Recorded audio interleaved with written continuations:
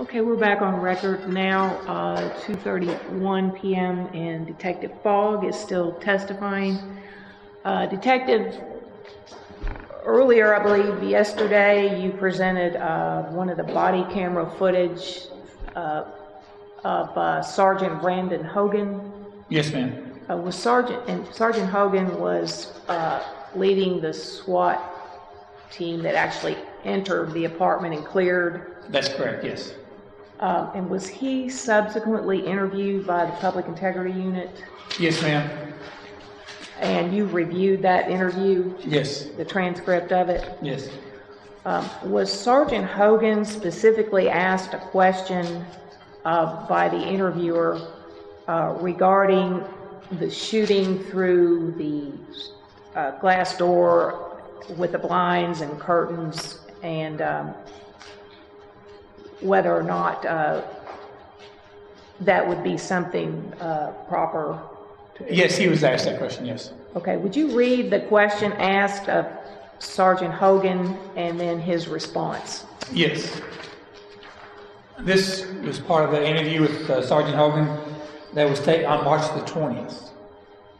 Question, and not really specific to this situation, but as a SWAT operator, given certain circumstances, if you're in a position where you cannot see into a building or a room because of curtains, blinds, things like that, how as a SWAT operator would you address that situation? And I know it's kind of open-ended. If you can't see in there as a SWAT operator, would you shoot into a window to where you can't see, or a door? Sergeant Hogan's response: no, you all know, you're accountable for every round. If you do not have good target identification, an ID that they are a threat, you cannot shoot. That's basic academy stuff. In regards to shooting through a window and stuff like that, we, even on like patrol or whatever position you may be in, you still cannot fire into an unknown. You don't know what's behind it. You don't know if there's kids, there's whatever, people that aren't even, that aren't supposed to be there, that are friends. You have to have good target identification and to make sure that they are a threat before you can actually put rounds on that person. Okay, that's all. Now, you discussed, and we listened to the interview yesterday with Detective Cosgrove that was conducted back in March. And did you yourself conduct an interview with Detective Cosgrove? Yes, ma'am. And when was that? That was September the 18th. And was that interview recorded? Yes, ma'am. Would you play that interview at this time? Yes. I thought we listened to that one yesterday already. Yeah, no. No. There was one with TUI and there was one. No, we didn't listen to the second one. Okay. The one yesterday was the one conducted in March. You said it was what day? September the 18th. Did we listen to another one that you conducted? Because I know we listened to this one. Tony James. That was with Detective Tony James. Right. Sorry, go ahead. That was on September the 11th. Tony James. Okay. Sorry, the Cosgrove was yesterday was March. You remember the date? 18th. Yeah. I'm sorry. First interview with Cosgrove was March 25th. The interview I conducted with Cosgrove was September the 18th. You're welcome.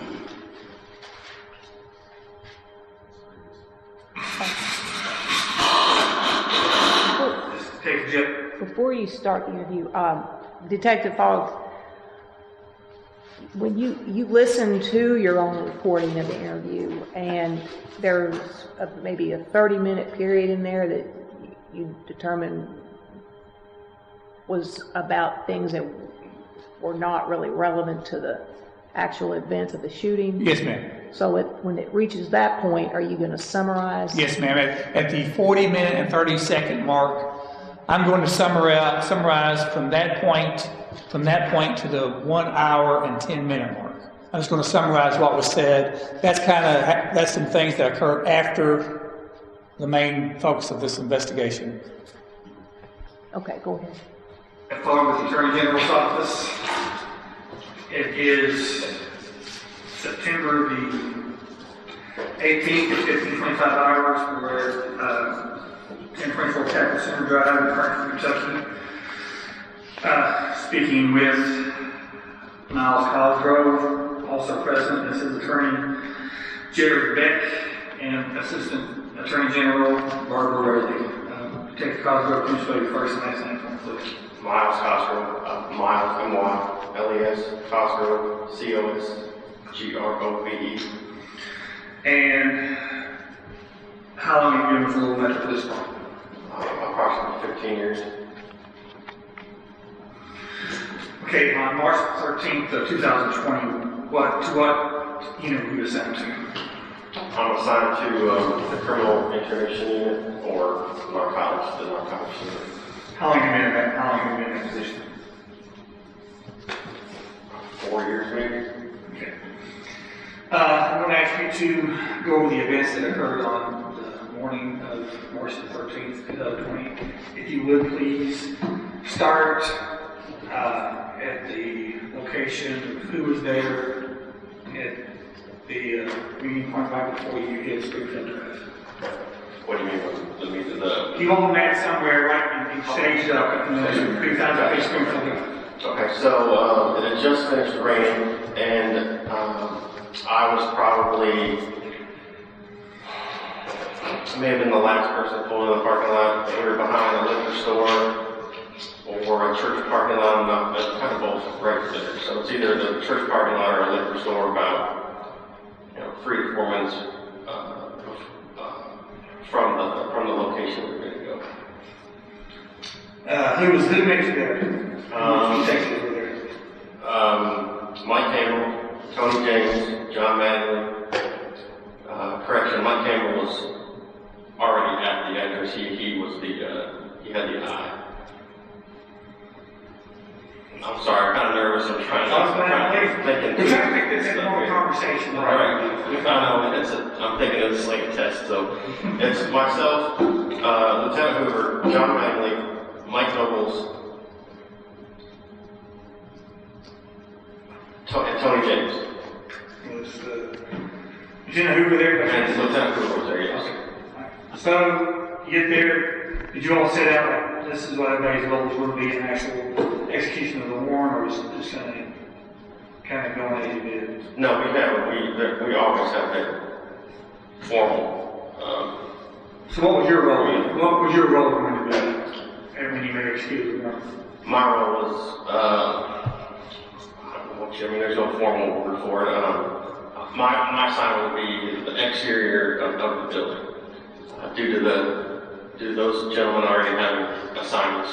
So my assignment was the sliding glass door. That was my assignment. The exterior of the house. Okay. So have you executed certain warrants with this group of people before? Yes and no. I've worked with all of these guys for the past 3 years, and I've also worked with them in other aspects. So have I served warrants with all of them? I would say probably yes, but... Let me put it right. Have you executed a warrant with this entire group as one unit, where everybody has the same job? No, absolutely not. So what time did you arrive? Did you all convoy over and follow each other over there? Or did you all drive kind of just get there when you can kind of thing? Oh, no, absolutely not. When we go to the target location, we are in a convoy. We follow each other to the target house as best we can. Okay, so what time did you all arrive at Springfield Drive? I don't know. I mean, I know now. All I know is it's about midnight. I'm not really paying attention to the clock because it's a simultaneous warrant. So I'm really just paying attention to when I'm told to go do the check, if that makes sense. Who tells you to move from your staging point? Who says, listen? I'm not sure if there was a formal order. I know John. Who's on the radio for what's going on in LA Drive? Somebody's listening to John and Hoover have had a radio. Someone, either Sergeant Manley or Lieutenant Hoover, they say. Correct, yes. Let's go. Yep. And Lieutenant Hoover actually rode with me because you're trying to consolidate so you have less cars going to your spot. So Hoover is passenger in my vehicle up to the house. Okay, so when you get on scene, where do you park your vehicle in relation to the target car? Okay, so if you're looking at that building, there's a dumpster or recycling box or some kind of big trash can thing, which would have been to the right, which was, I don't know distance, but it was a fast walk from that spot to the house. Okay. So where you wouldn't be tired or winded, just a reasonable, safe spot out of sight. Okay, I understand all the figuring part of it, but I'm trying to get details about something before you park. When you pull up to the house, you always want to try to be inconspicuous. And you want to be able to move your car around. I make sure Hoover can get out. I don't want to be boxed in. So I park right next to a trash can, which is, it's a parking space. Everybody's a marked person over there.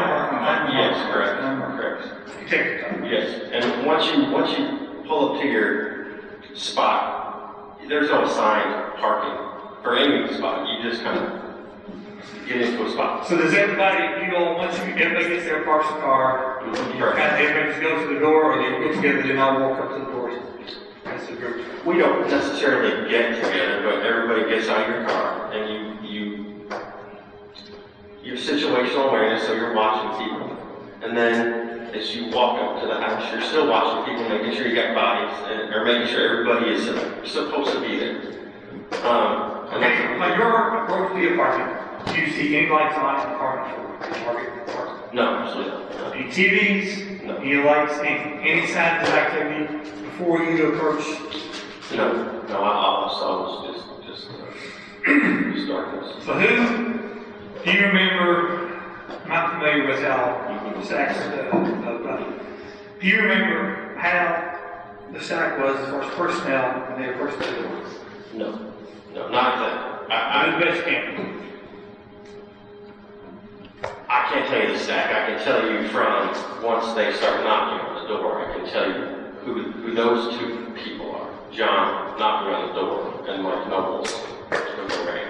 The other folks in the stack, I can't tell you what. So his Nobles actually my assignment, sorry. Max O'Malley was knocking on the door. Was he saying police, search warrant? Was he making any verbal commands, verbal statements? So I am not in the stack. I am in the. Did you need to use this climate? Now, I haven't seen these pictures since that night. I've seen the news stuff. And seeing that makes me super uncomfortable because I don't want to make a mistake here. And I understand, I only saw that house for that evening. So I will tell you and do the best I can. But you understand, I haven't seen these pictures. And It was just an offer of an aid to help with your I've been calling this kind of like the vestibule, which is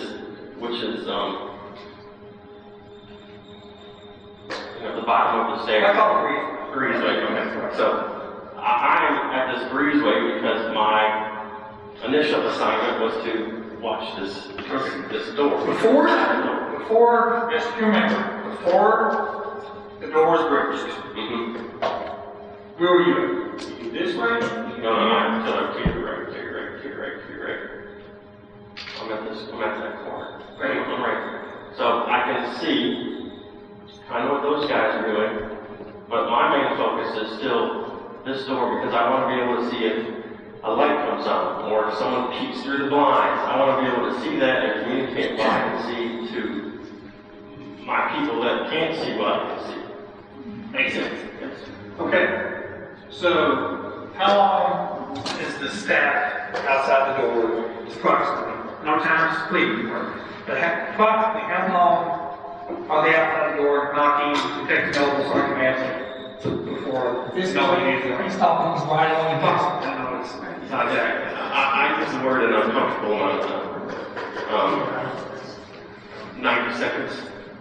I feel that we are out there knocking on this door way too long due to the other factors that happened while we were knocking. Okay, that's okay. Ready to go. Okay, well, they were knocking.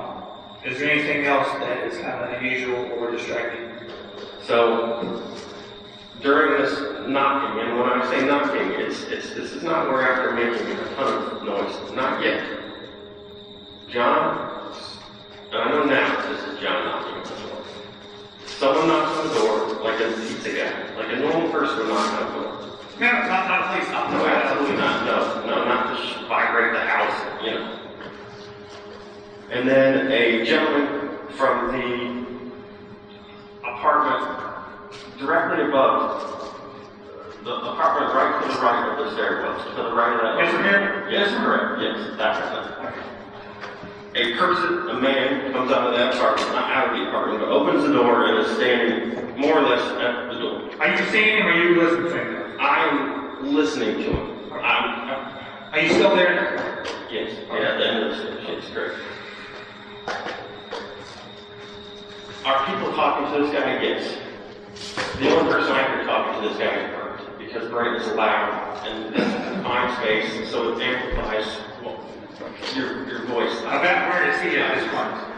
But this here, so come down. Where is he at? You're here.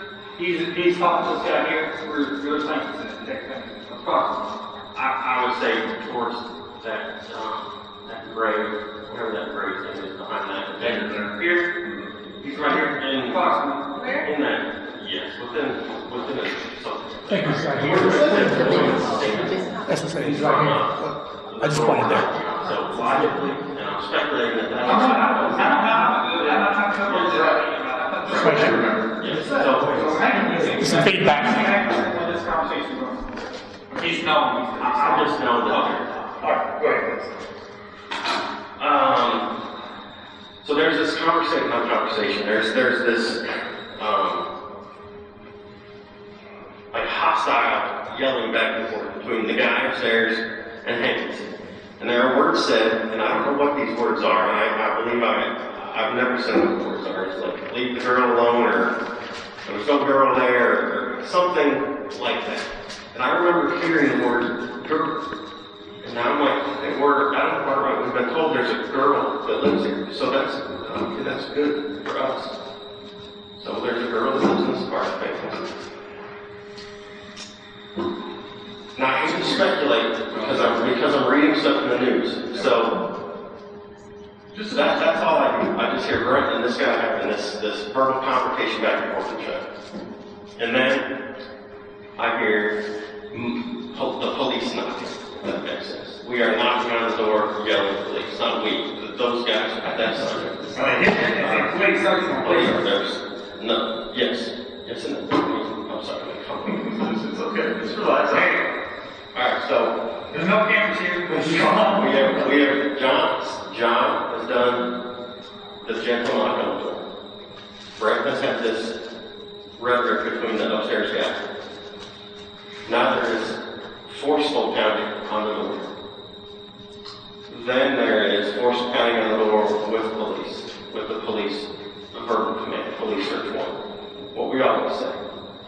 And it's loud. You can hear. I know it's loud because I'm like, man, that's loud.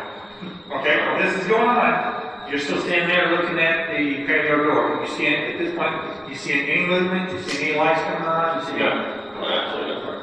And that's still my sign. That's still my sign. So there is a command given to hit the door. I don't know who gave the command. I just hear hit the door. So now, things step up a little bit. Things always step up a little bit when you do these types of movements. So obviously, when the ram hits the door, your attention, no matter how hard you train for this, you are going to look at the noise. If that makes sense to you. Oh, we hit the door. I'm looking at a door that has nothing. You know, your interest kind of goes from one thing to another. Nobles hits the door. once, twice, maybe 3 times, but Nobles hitting the door. And that's when I realized that Nobles does not have what I call a cover two, or a cover person, meaning that Nobles is hitting a door by himself. And Nobles has a 20-plus pound stick of concrete in his hand. And is extraneous, he is physically exerting himself hitting this door. And that's when I say to myself, subconsciously, because I've had training and I've done this a lot, that he needs somebody to protect him because he is working right now, and that is his job to work. So if somebody opens the door or whatever, Nobles just has this tool in his hand and can't do anything to help himself. So when I see that there's a mistake here, I, from this breezeway area, go to where Nobles is at. The door is now open. I don't see much of this opening. So do you get there and the door is opening, or do you get there a split second before the door actually opens? No, I got there after the door had already, well, obviously after, because John would have gone in first. So if I got there before the door would open, it would just be run into stuff. I'm not saying that. You just want to get. My thoughts on that is you're going to get cover Nobles security, give him security. You get there before Nobles makes the last slam on the door. When you get there, he makes the door opens, Nobles retreats. Or is he still saying? I don't know what Nobles did. Nobles hits the door. I am. If I was in that cover two spot, the position I'm in now is not the correct position, because now I'm, 2 steps behind where I should have been if that was my assignment. So I'm slightly behind the 8 ball. Meaning that when someone, the number one person, if they go in that door, they expect me or the person in that assignment to be right behind them. So, due to that little gap right there, and I'm saying little, and this is a little, I perceive this to be a minuscule gap, like 2-step gap. So, the door is open and I don't really see much through my head. I see John go in, I see the door open, I see John go in, and then That's what that's like. Okay. So the door opens. Well, the door doesn't open. It doesn't open. The door is open. Yes. Okay. Please don't split hairs. The door is open. The door is open, or whatever it means. Madeline's on, looking at the door. He's on the left. Yes, he is, but I don't know. You don't see Madeline when you're approaching Nobles. You don't see him at all. You don't know that Madeline's right there. The way the stick works, I'm still. If you could just go through it, and then we can go back and ask. Okay. So to answer your question, I'm sorry, I'm good. Yeah, we're talking, So to answer your question, I knew John had knocked on the door. I knew that Nobles was hitting the door. I don't know if they had changed assignments. I don't know. You're just saying Madeline could knock on the door, and then some other dude I didn't know could be the number one guy. I don't know. And to me, it doesn't matter. I need to do an assignment that I see. I need to fix an assignment that I see is wrong, and that's what I did. So I don't know who goes in. I do know who goes in, but I don't know if you're. I think what he's trying to say, I'm sorry. he's parsing it a little bit harder than he needs to. I think what he's saying is at that moment, he wasn't absolutely certain that was John. Any decision he made. I'm just trying to get, and I'm going to be stressed that he's going to talk to us. And I don't want to put him in any undue stress. Right. Just the devil's in the details in this. Of course. It all happens 10, 12, 15 seconds, whatever it happens. And I know. And this is the important part. And this is that right? And I don't mean to put any undue stress on you. I apologize if that's the case. Okay, so the door is open. John goes into the door. I am what I call a second or two behind him. As soon as I am at the vestibule, the door, the entryway to the door, I'm at the threshold of the door, I am immediately overwhelmed with bright flashes and darkness, and what I describe as a movie reel that's doing that ticking where you see white and black and white and black. I know John is now not where he's supposed to be. There's nobody in front of me. John is now on the ground, or John is below me.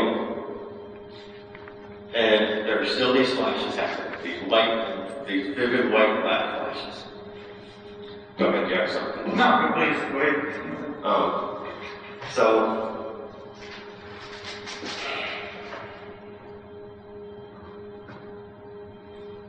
I know it's tough. I know it's stressful. Maybe it is easier if you ask him kind of like. That's not bad. Yeah. I was reading from him. He was having trouble getting past certain things. My questions were to kind of nudge him on to the next. Get into the next thing. Just take a minute, Yeah. There's no rush. If I had an open bottle of water, I'd give him.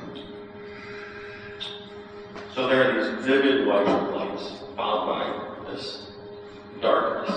And the room, and I don't see a room, I just see this hall, this tunnel. And it's almost instantaneous that I realize that John is kind of at my feet and he's moving around. And I feel at one point I either step over him or he crawls through my legs, something like that. I know there's somebody below me. And I know that I'm fired because I just sense that I'm fired. And I know I earlier told folks that, it's like a surreal thing. Like if you told me I didn't do something at that time, I believe you. If you told me I did do something, I probably believe you too. So I know John, my friend that I've known for 15 years, has been shot in this confined space, and I know this person is down, and I sense that there's still these gunshots happening due to those bright lights that are just I can't even explain what it is.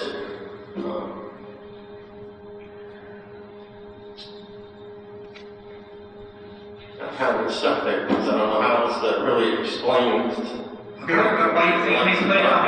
back up. This is just to get you back kind of in the less stressful. Let's back up a little bit more. So, everybody's in the breezeway. Does the team, not specific, but does the team, do they have their flashlights on? So I've asked myself that question a few times because I know I had a flashlight just prior to, I knew I had a flashlight because I used it to, when I say, try to illuminate that crack in that door to see. You're talking the slide. The sliding glass door to see if I could see, between the lines or whatever. So I knew at one point I had a flashlight.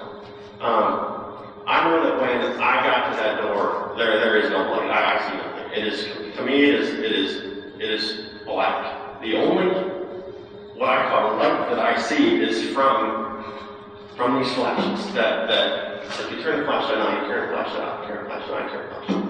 And that's what I'm seeing when I see those flashes. I'm seeing just the light. I'm seeing light. Do you remember, and I can't begin to know what you're going through on this, so I can't speak to it. I can't begin to know what you're going through there. So, after John, Sergeant Bradley goes in, I know you may not be able to get to that. But can you remember, he gets shot at some point. He discharges his weapon, kind of steps out, falls down, something. When you say you're stepping on him or over him, or are you in the doorway? Are you out in the breezeway? Are you a combination of both? Can you speak to it? I am not in the apartment. I did not make it to what I call the welcome mat. I'm where a person would be knocking on the door if they were to come. So you never crossed this part right here? No. If anything of my body crossed that, it would be my hands from being extended, correct? But So would you think, I'm just asking, do you think when you were stepping or on or over your Sergeant Manley, was he here? Was he here? Can you speak to him? I don't know. I don't. Okay. I mean, I want to say I know, but logically it makes sense to me. But I do not know if he went to the left, if he went to the right, if he went behind me, if he did something completely different. I do not know. Well, you're not looking down at him. No, actually, You're yeah. right. I would assume you're still, man, I remember, but I assume your eyes are fixed on something. I would assume. Correct, yes. Correct. I mean, not going to be part of, I should ask this other really good sidetrack. When you were here, did you kind of see Knowles needs assistance or security? Do you have your weapon drawn or your hand on your weapon or is it drawn or do you remember? When you moved over I mean, I don't remember, but when you won that, did you? I don't remember, but logically, it would not be in a holster. People do it different. You're not the entry person, so you might not have your weapon. So I don't remember, but normally it would be out. I don't remember. So the lights come on. You're having your. You see the lights.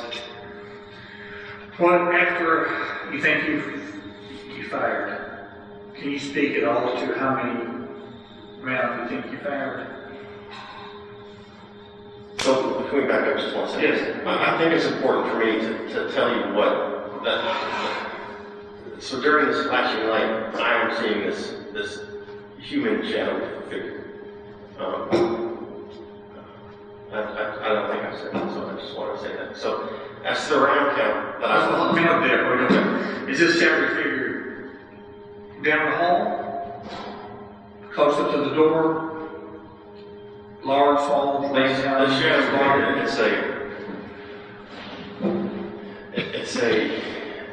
it's just a human, larger than normal human shadow figure. You said larger, you mean taller, wider? It's wider than it's a. So I know it's it's like see a tall person, tall human shape followed by like a rounder shape connected to it. Like side by side like this? Correct, yes. Okay. That's hard for me to even fathom, but that's what I saw between those. Let me ask you more about this flashing lights. Where were the lights come? Were they lights in the hallway? Were they up close in your eyes? Were they coming from the side of inside the apartment? Or were they just around you? What context were you seeing the lights? Those lights to me were encompassing. They are in front of me. It's like it's like you're looking at the sun, and you open your eyes and look at the sun. It's just this big flashes of big light. I'm not seeing the stars, if that's what you're asking. I'm not seeing it over here and stuff like that. I'm seeing big flashes of light. And it sounds, I don't know if it sounds unbelievable, but that's what I'm saying. Nobody's doing it. You just tell us what happened, your perspective, and that's just what it is. I mean, nobody here, only one person was there. exactly. I've been doing this a long time, but I've never been in a situation like this, so I can't relate. Everybody that was there that evening, every officer involved, experienced it differently. There's no right or wrong way to do it, and I'm sure people told you that. You don't need to hear that from me. But that being said, I'm just trying to get some information as best we can. Back up on the human shape or form or whatever how you describe it. Did that shape or that you saw today make any actions that you could recall? Hands up, hands movement, squat?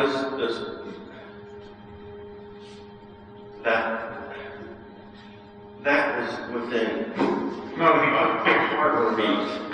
I am not seeing that kind of detail.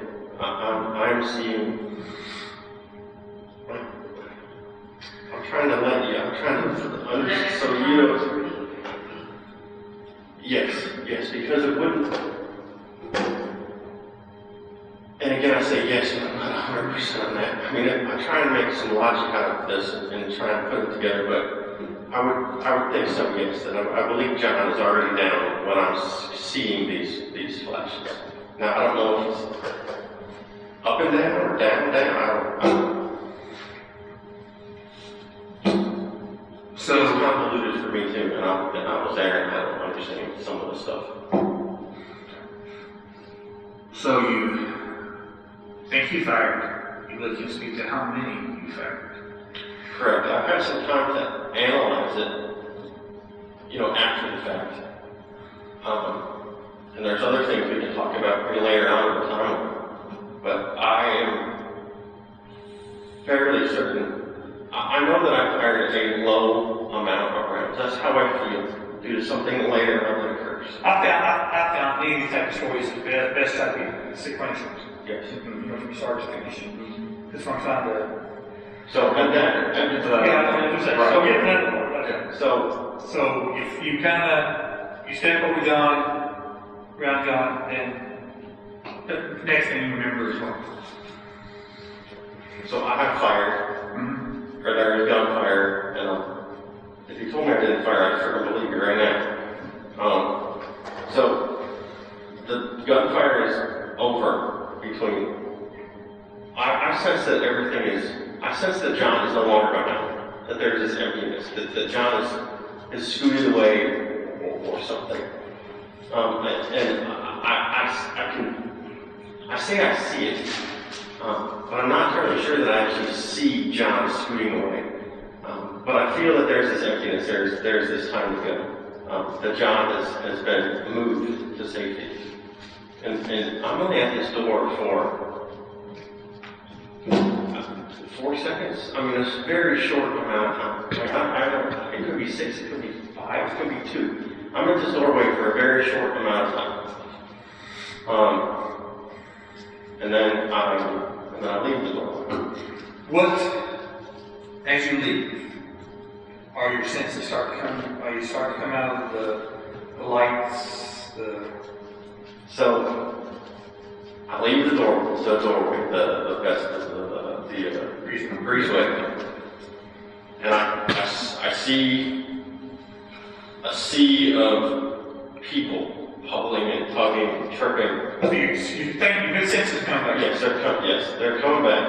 But as you're going toward leaving that front door, parking lot of people, are you hearing any shots going on? So during this event, I have this I don't even know what word to say. There's this utter muteness happening. Like it's like I'm in a cave of complete, utter silence.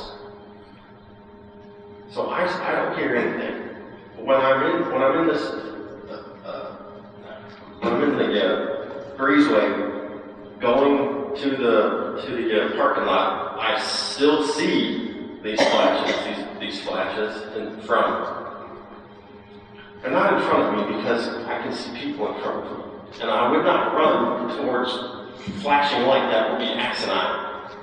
You would think, right? Are we talking about like back toward the apartment? You're seeing the flashes? No, these flashes are coming from, and I hate to use direction during this stuff, sure, but there is what I'm fairly certain to be flashes of light from the parking lot that are gun fired from the parking lot.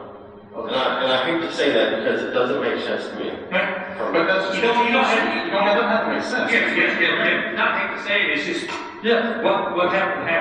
Right. And you're the best, you know how things are, but the whole story, as it were, is a bunch of different stories. Yes, It's like a puzzle piece. And your puzzle piece is this thing. The whole puzzle is it. We concentrate on this part, like the puzzle, the puzzle you can describe. You're heading toward the people, you kind of get your sense about you. At that time, do you hear or see, what you maybe gun shots, or they, There are bright flashes of light to my left, because it's not directly in front of me, and it is definitely not to my right, because I don't remember anything to my right. So the only directions I'm sensing is straight ahead and to my left. So, if that, No, I have no sound until where we're about to go here in the next paragraph.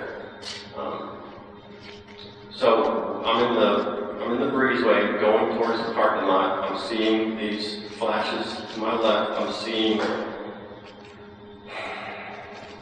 I hate to embarrass them, but I'm seeing my Campbell's big dumbass on the ground.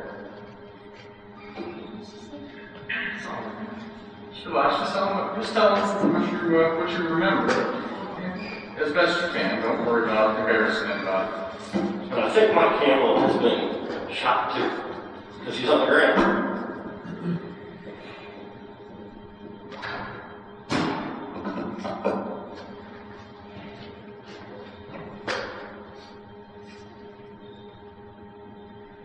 So where did you go, best you can remember, in the parking lot? after you see Campbell, what do you do? Those other guys kind of bulldozed over Campbell. And I went to the right of them because they're in a, I don't want to go to an NFL team, to get to safety. So I go to the right of this pile of men, thinking that Campbell has been shot, and thinking, oh shit, there's a lot of problems now. This Campbell's a big dude. So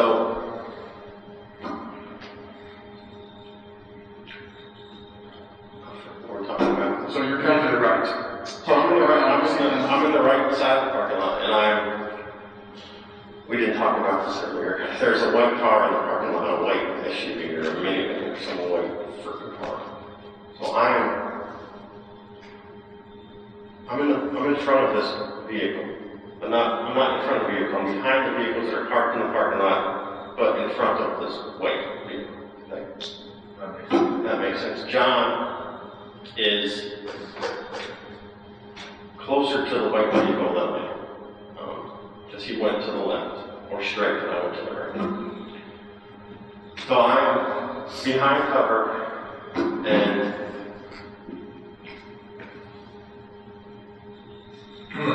okay, so I'm behind cover, and I go to reload, and that's what I wanted to touch on, or that's what I was going to touch on earlier. So I go to reload, and I have this overwhelming sense of that you shouldn't have reloaded right now, because I don't know if I had beacons, but I'm like, I shouldn't have reloaded because that magazine was probably full, and I've just dropped a full magazine on the ground, and I've loaded the magazine in the weapon. Where you was in? You already moved out, it's back there by the breezeway. No, I'm in cover between the white car and the parked cars. Okay, let me ask you the detail there. When you went to reload, and I found when you go to the details, it kind of helps you, man. Where did you get your magazine from? Where'd you get your spare magazine? In my front pack. On your desk? Yes. Was your slide locked back? Or was it? I don't remember if I said that. No, I can't. It was not. Because the magazine was in and out, there was no working the slide or anything like that. It was so fast. And that's why I think I messed up. Because I should have done an administrative reload. That's what I felt like I should have. That means I should have put that spec magazine, the one that had stuff taken out, back into my box. But I'm under stress. I'm losing. I'm stressed, obviously, and I made a small mistake, and I'm not even gonna call it a mistake. I should report that. I made a small mistake, but then reloaded the gun, right around my hips. Did you, when you got the magazine, did you let it hit the ground like a train, or did you case it and put it in your vest? No, it's on the ground. I did not have that. I mean, because I don't know exactly Yeah. what time it is. I'm just trying to get some. Sure, just trying to be specific details. It's like you said, that always, And sometimes it jogs families. and it did actually, when you said that about the slot, I think he's like, oh yeah, I remember. So after you reload, you gotta tell it now your senses are starting to come back. Still panic. Yes, no, they are coming back, because I'm also I see my cable now. You like seeing Mike, you have to say you reloaded. Mm-hmm. Then what happened? Then what'd you do? Then I gotta find work. You gotta find work. You can't stay in one spot. I go to John, and I'm sure John was. Okay, now that I'm going to summarize the next 30 minutes or so. They're working on, Cosgrove says they're working on Sergeant Manley giving first aid. He suggests to them to move Sergeant Manley behind that white car he's talking about. Once Cosgrove makes it to the white car, he does not hear any gunshots or see any flashes. At this point, he's talking and his senses are starting to come back to him. He takes his tourniquet out of his vest, his ballistic vest, and he throws it, Manley's on the ground, he throws it on top of him.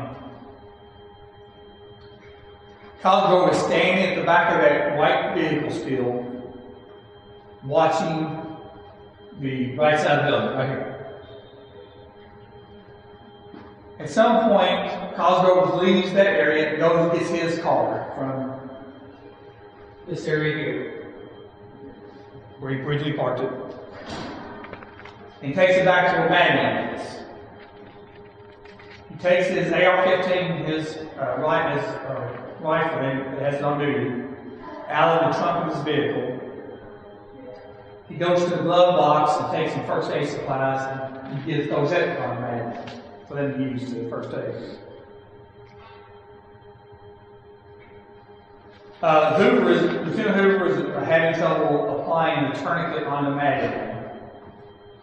At this point, Tony James is helping Hoover tend to Magdalene. Cosgrove, at this time, still says he is helping. He's still covering the building, watching the building. Cosgrove says at some point about this time, he hears someone on the radio, very loud. He can't make out what they're saying, but they're very loud.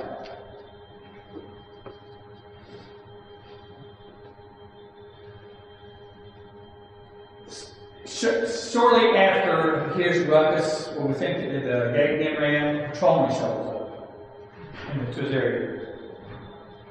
They put Magdalene on top of Cosgrove's trunk, and then they start to withdraw him from the area. This is Cosgrove, someone is driving the car, and they're going to have to go past the window to apartment 4. Go back that way.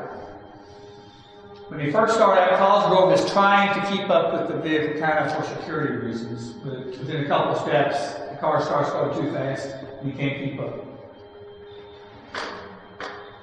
So at this point, Cosgrove is back near the area of the white vehicle that he keeps talking about. He's watching the building again. He says at this point he has low poor line of sight. He can't see all of this, but he's at the corner of one of the vehicles, the back of the vehicles. At this point, he still believes there's only one patrolman on scene. Detective Campbell states he hears someone in the building, not necessarily inside apartment 4, but someone in the building. At this point, Detective Hankinson begins attempting to call the person out. Cosgrove had asked Campbell to, but Campbell apparently was winded. He couldn't get his breath out of him. Sometime later, he can't get his time. He sees someone in the breezeway.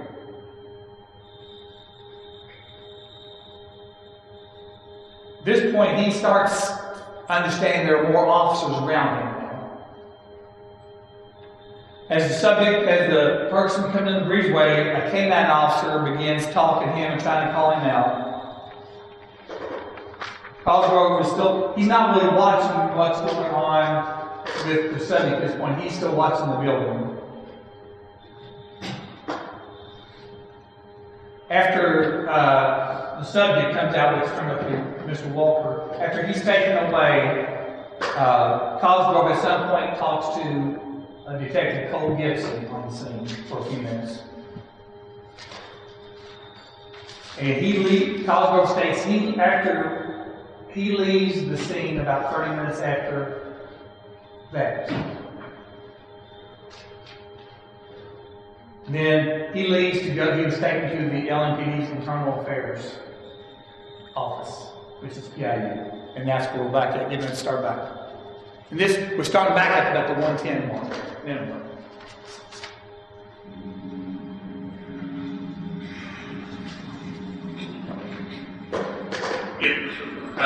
Okay, let's depart from that night.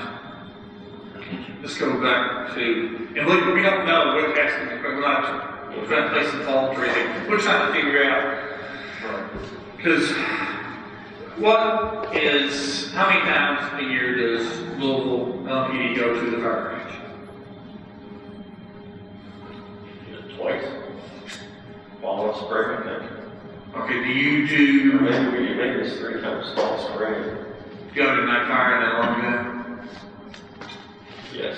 You probably do 4. The 2 pistol. Well, you do that, it's all one. Okay, you gotta do yours. Because we always did our responding separate. Well, you do go separate, it's like another 10 minutes. Well, I don't mean separate. All right, you're talking the same thing. Separate, yeah.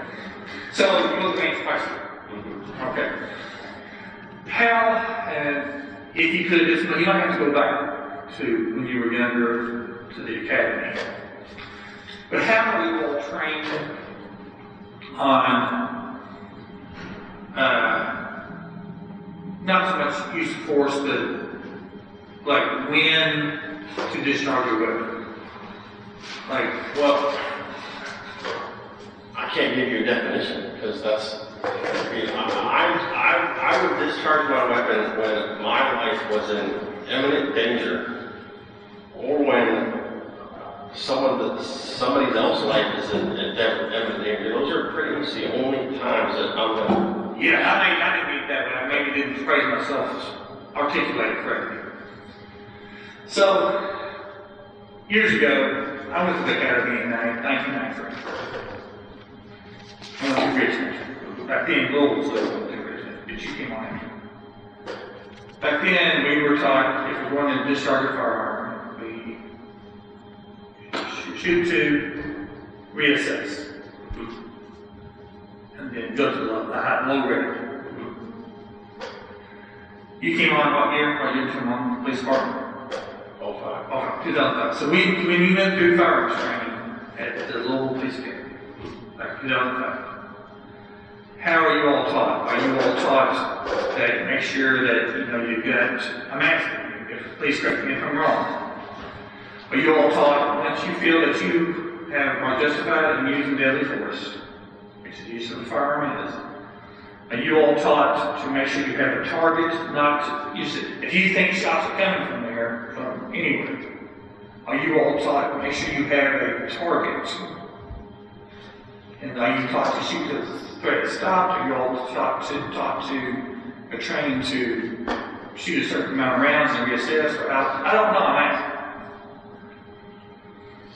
If you can articulate that. I'm not comfortable answering that. I'm not an instructor. Especially in Well, how do you interpret your training?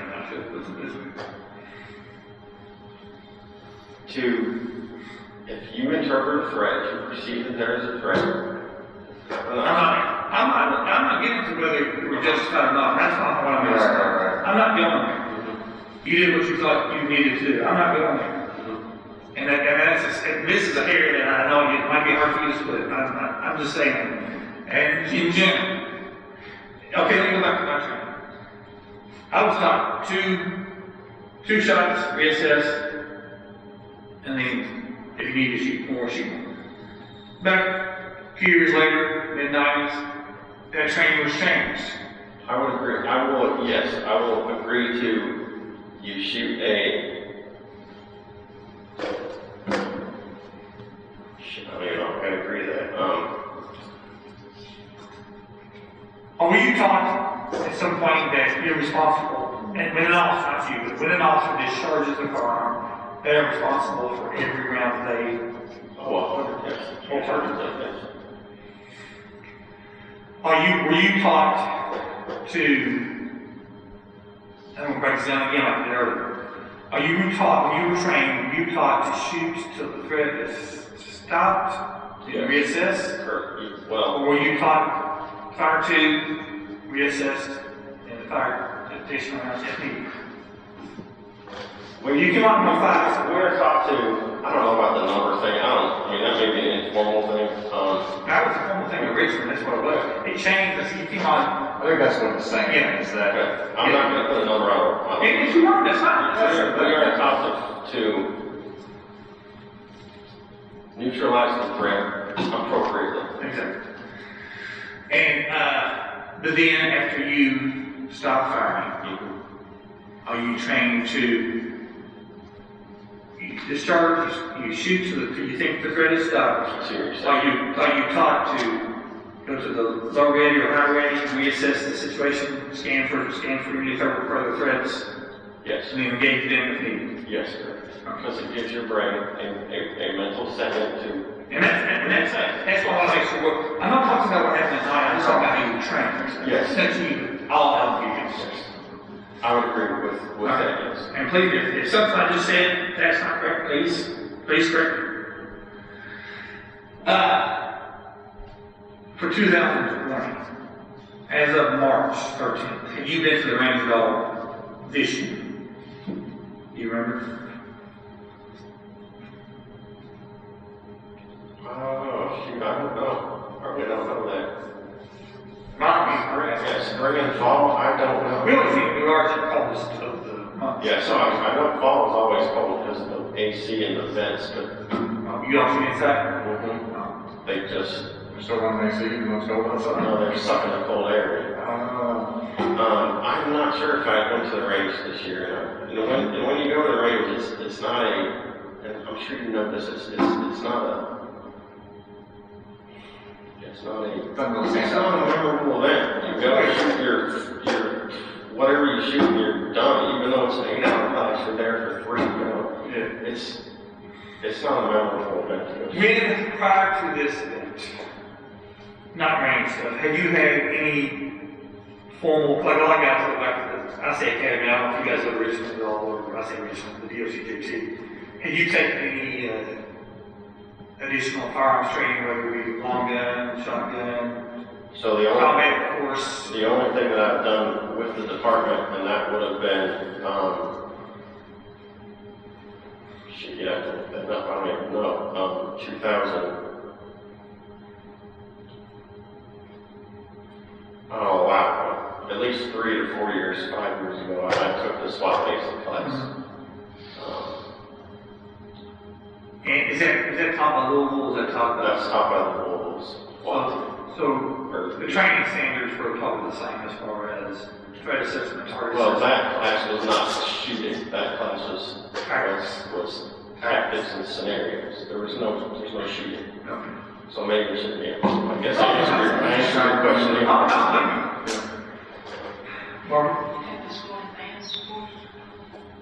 Yes, that's part of it. It's called the SWAT basic, SWAT advanced course. But again, there is shooting in SWAT basic or in SWAT advanced, but it's not tactical shooting. Just like that range. It's range shooting. Right. It's range shooting. Oh, yeah. We had a guy. I forget that you know what I'm talking about. Yeah. What was it that was asking about target identification? What is it? Well, you would identify a threat.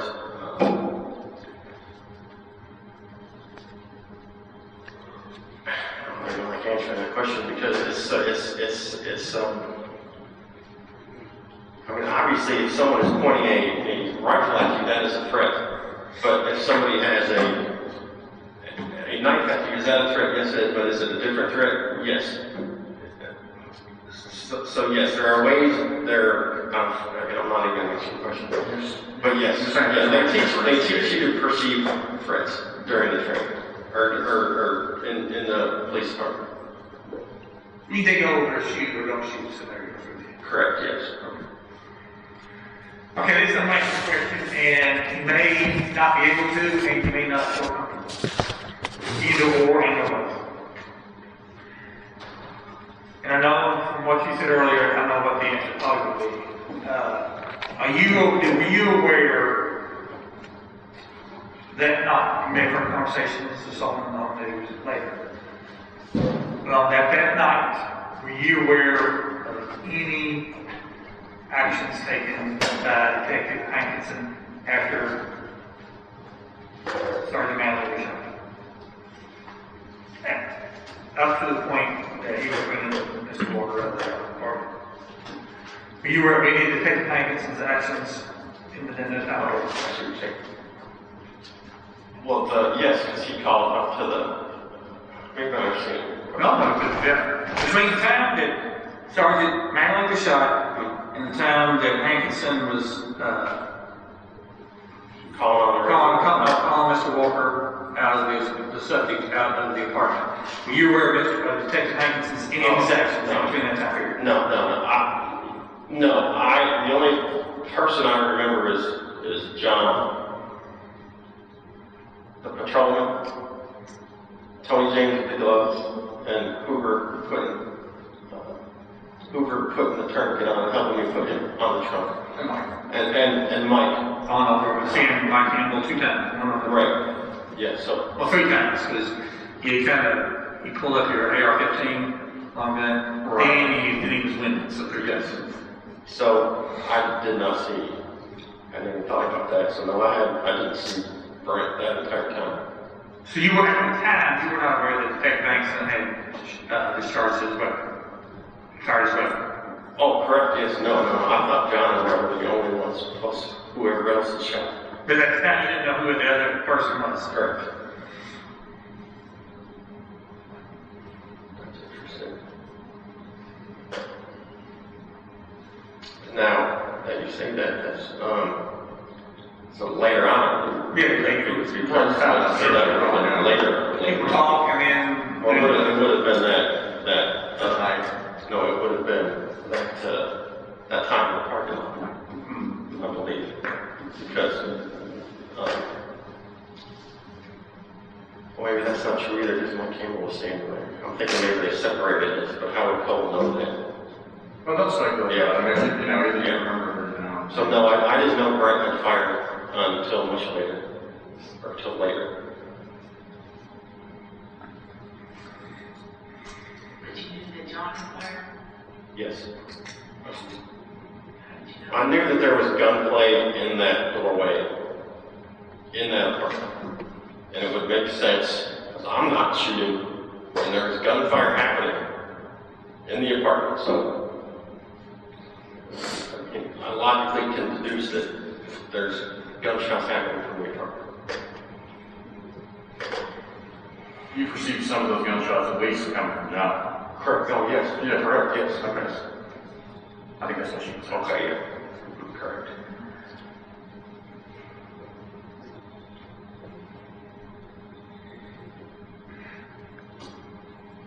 This is relevant. It's not really relevant. It's actually really relevant. It's back all the way up. When do you think the lights or the tunnel vision or whatever you want to call it, when do you think that started? Is it after the shots fired? When you started approaching?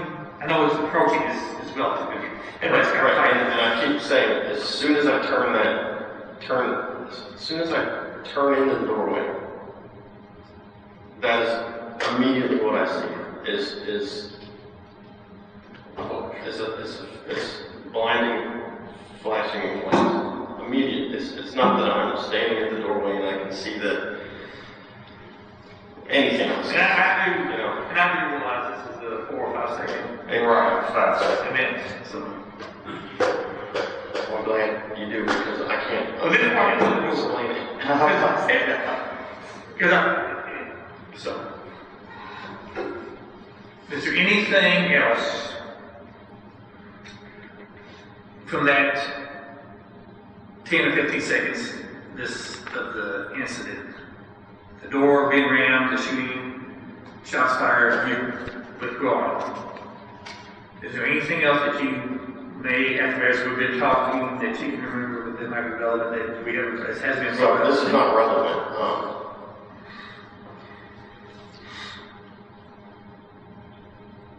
So as God damn, I fucking should. It's not relevant to you. It's relevant to me because it irritates me. Tony James walks up to the vestibule, or to the breezeway. Tony James is in the breezeway with that tactical ballistic shield, which I've never heard of. We've not discussed a ballistic shield. A ballistic shield is a complex piece of. It's simple. Personally, think it is simple. It is a very complex tool to use. It's not a tool that one person can use. And that irritated me that Tony James had a tool while we walked up there. But Oh, did it irritate you that he had it, or did it irritate the fact that he wasn't up front? it irritated me that I didn't know that we were taking the shield up there. But apparently you weren't the only one that was surprised when that happened. Not getting any specifics, but other people say that about you. You're not the first person that said that. Which makes a lot of sense to me, you know. Because as you know, it's complicated. Well, most shows I've seen, like I've been on Frankfurt, I was on Frankfurt for 20 years. This was a horizontal type shield. You hold it like this. Mm-hmm. Ours are tall, and they're one-man carries. They're longer than this one. This was the whole, this one carry this way, so that was unusual when I saw that. I've never seen that until then. I'm not sure I have seen it, but I've never seen it. We don't use them. We don't use them. I mean, do we? None of Frankfurt, nobody using this ever for SWAT. I was gonna say, it's interesting, is when he was telling me about that, I was imagining the one you're talking about. Yeah, but no, it's That's right. Let me just ask this. You don't have to answer. How many shots did you think you fired?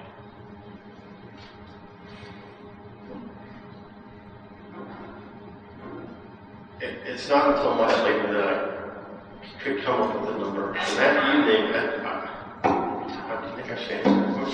Because Did you know? Did you even? at that evening, I didn't know. It's not until like I was kind of able to decompress it and whatnot, and maybe by seeing some of the things I've seen on the news, it's influenced my thought process. So I think that I fired a very low round count of 4 or less. And that is why I think I felt that urge that I made a mistake in life. Of reloading. Is that like the first moment you thought to yourself, okay, maybe I only shot so many times, you know, I still had live rounds here, I didn't need to reload. Like, is that the kind of first time you really thought about it? I don't know if it's even a thought. Because when you shoot a firearm, there are many things that happen. It's physical, it's mental, it's visual. And I'm sure it's something in my body saying, I shouldn't have done that, buddy. I should have not done that. Just the Just the reloading, yes. And there are other things that I could beat myself up over, but they're just me. I know how tough all this is. But in the end, you're not really sure how many shots. I mean, you're just... No, I wouldn't say... Which is nothing usual. Man, I wouldn't think so, yeah.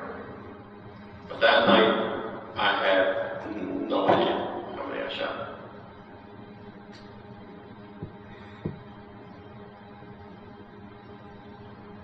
But you knew that John was there. Oh, yes, 100% I agree with that.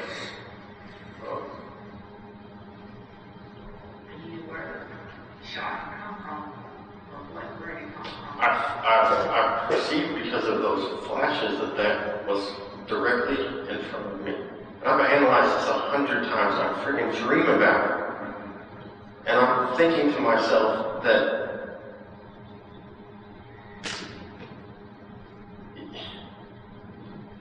if I'm seeing a flashlight in front of me, then that has to be a gunshot. I don't know what else it could be. And that's what I saw, is a gunshot from a flashing light. Or the muzzle flash of a gunshot. You're saying like directly in front of you, so like, I guess the whole way. Well, when I say directly in front of me, it is, I'm seeing, so that makes sense, I'm seeing boom, right, yeah. You know, I'm not seeing there's a flash down here, flash over here, and a little flash over here. I'm seeing the sun, followed by darkness, followed by the sun, followed by darkness. But in front of you. Just encompassing, yeah. And then, like I said there, I think you used the word tunnel vision, and that's what I'm seeing. I'm seeing this confined space with the flash, you know.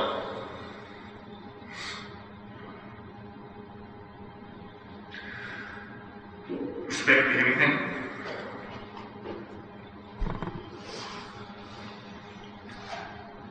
When we're talking about when you're shooting, you're pretty sure, of course, it's all happening really, really quick, right? I mean, you're trying to remember as best you can, but we're talking what, most like 5 seconds. I mean, really, that you're in the doorway. Yes, yes. Okay. And you're aware that John's shooting, returning fire after he says,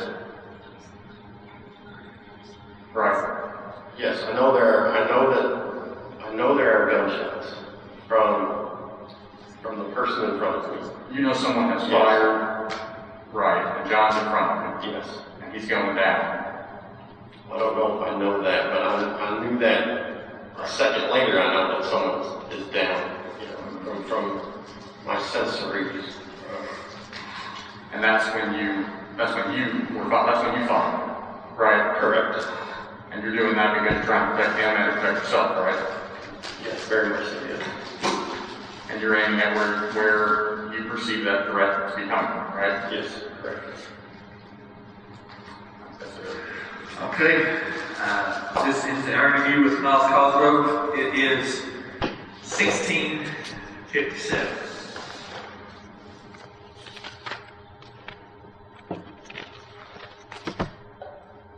After hearing that interview, are there any questions for Detective Fogg? Yes, ma'am. It was established that there was no interior lighting in that vestibule area, right? It was dark, it had no light. That's what he says. Was there lighting in the general area of the apartment, such as the parking lot or lighting on the ends of the sidewalk? We didn't address that in the interview, but Oh, no, there's one right there. right there. Well, there you go. Yes. Okay, in this original interview, he said that he was right behind Avenue, just pretty much instantly. In this one, he says that he was further back, 2 steps, then he was at the door. Once he got into the door, Avenue was already falling back. He doesn't know it's Avenue, but somebody's falling back, he's below his feet. Then all of a sudden, he sees 4 flashes. Pow, pow, pow, pow. He doesn't say 4, but he sees flashes. He sees what he thinks is a shadow at the far end of something, and then he opens fire. He said that he emptied his clip the first time. This time he says he is blinded. He only shoots what he thinks is a few times. Then he gets out of there because he feels Madeline is no longer in his feet. He retreats out of there. He gets out the breezeway.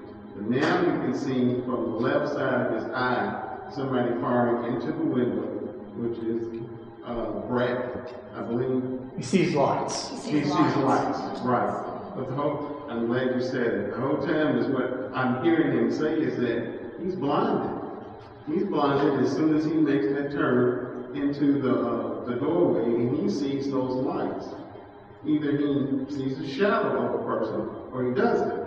But he's blinded. He said the shadow both times. He mentions the shadow both times, but I think he is, in general, from both interviews, he is consistent about when the television or whatever.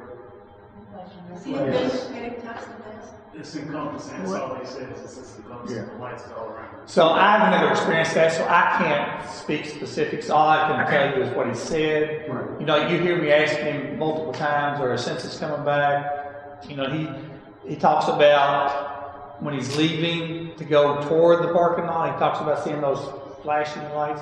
So doesn't hear anything. Right. But he describes those shots when he's leaving as gun shots. Yeah, at some point he does mention that there I think they may be gunshots too. That's correct. I'm sorry. Does he have a history of panic attacks? I'm sorry? Does he have a history of panic attacks? Oh, I don't know that. It's these type of situations, whatever happened that night, everybody responds to it differently. So, Yeah. yes, sir. How often, I mean, how many interviews have you heard during the police where they really can't describe what was going on? You know, I haven't investigated any other police shootings where an officer is shot, but I've interviewed, don't say hundreds, but a lot of people who've discharged their firearms. And it's not uncommon to them not to be able to give you a complete recollection from the time they drew the gun to the time they stopped firing. Now, sometimes they're just playing or trying to be evasive. Sometimes they're being the truth. And it's difficult to tell, but I will say it's not uncommon for people to experience that.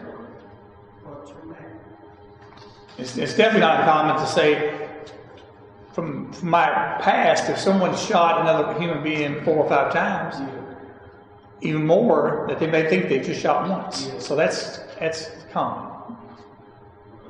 Yes, sir. I've noticed that we've gotten flashing lights multiple times. I noticed when you showed that her body laying on the floor that her phone was right next to her. Could there be any way that she could use her phone flashing lights? I would think Camera, why not? Because if it's dark and that door is open, he sees flashes.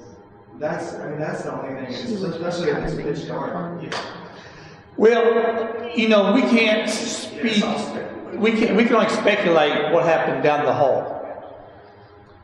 You know, what we do know from people talking, from our interviews we've heard to, they open the door, the lights, the hallway's dark. Yeah. Everybody says that. Hallway's dark. Mr. Walker talks about the TV being on in the bedroom, but he says that's the only light on in the house. So we can't speculate on. Is any of that stuff included in your investigation? Because I would assume that someone had to do a clean sweep and an investigation of that scene.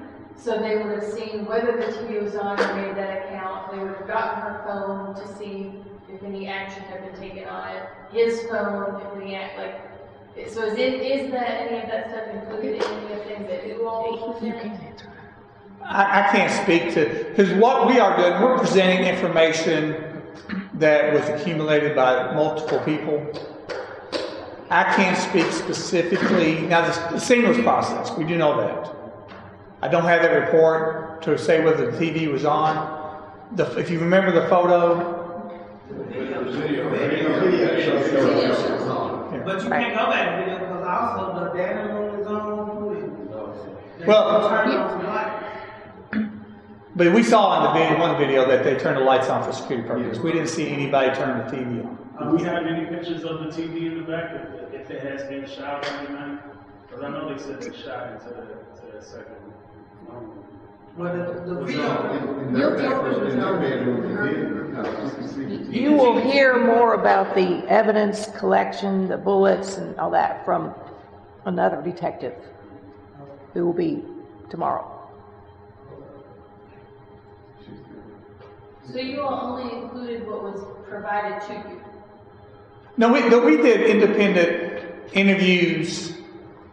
But as far as like people who process the scene, it's just what they gave you? Yeah, as far as the scene processing, yes. We became involved. The information they gave you from it. Say that again, I'm sorry?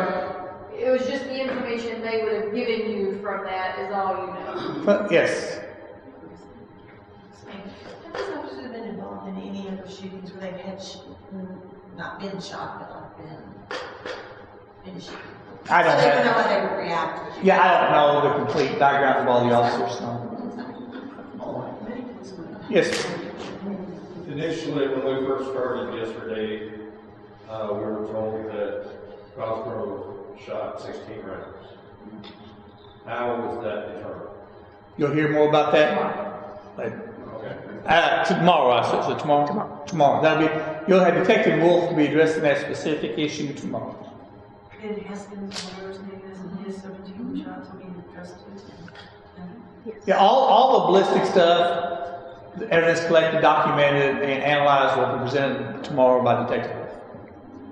Yes, sir. I noticed when you said that when you went to the academy, or had training that shoot a couple times, reassess, does the Louisville Police Department have some sort of training like that also? Well, and I also added on to that interview that our training changed somewhere in the mid-90s later on. You were taught to discharge your firearm until the threat is stopped, then reassess. I was trying to get out of... His new training record, which is being prepared. Hold on. I was trying to get out of Detective Cosgrove, how he was trained. He just didn't want to address that or could not address that. But they do have some. They had that. Sometime back in the late 90s, Louisville started having their own academy. When I went to the academy, Louisville's police department still went to Richmond. Well, sometime in that time frame, they started training their own officers. But it was to the standards set out in DOCJ too. Yes? Yes, ma'am. But you said at some point it did change to you shoot until the threat is gone, then reassess? Yes. Till you perceive the threat is stopped, that's correct. That's what the Army teaches. We've been more cars in time. Anything else? I have one other question. This is totally off the subject. None of it done from a hard time. Remember the guy with the big SUV that was the first in line in the parking lot and went to get his kid from the upstairs apartment? When did he finally ever leave? My understanding, he takes an Uber somewhere. Oh, he did? Oh, so the car didn't go anywhere. That was part of the scene, so he would never have been released, so he was the scene.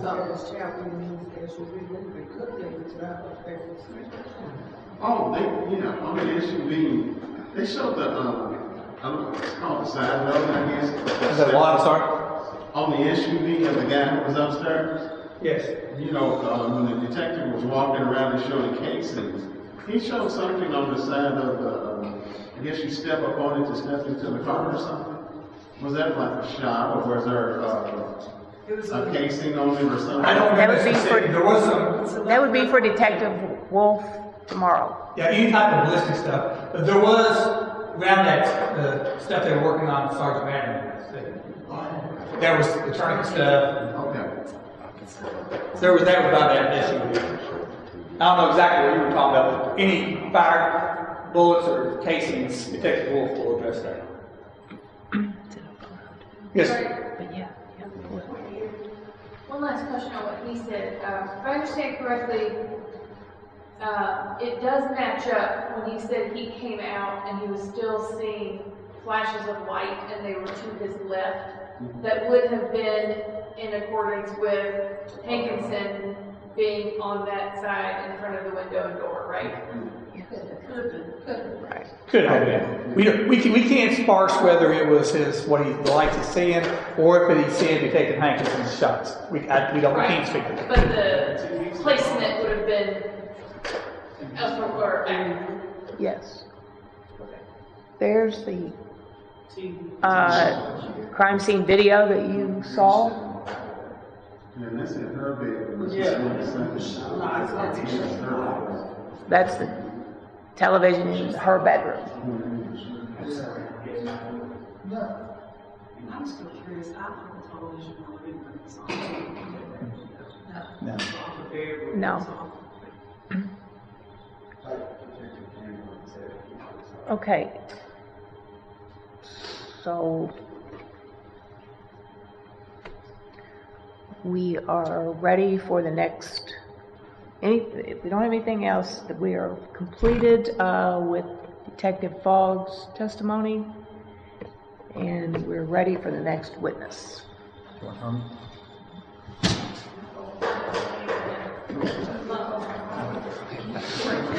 We'll stop the record. We'll go off record right now.